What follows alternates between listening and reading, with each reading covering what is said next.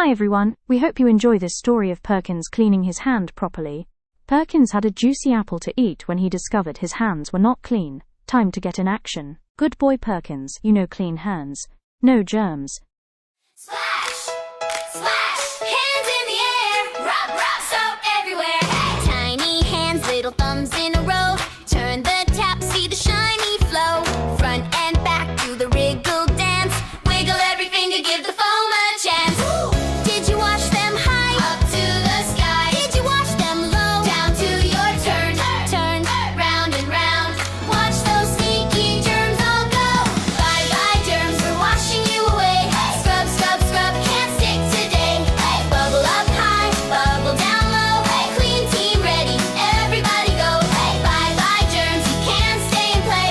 Rub, rub, rub, then rinse away. Shake, shake, shake, little fingers shine.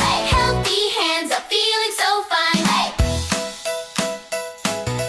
Back from school before you grab a snack. Sub squad ready, germ step back.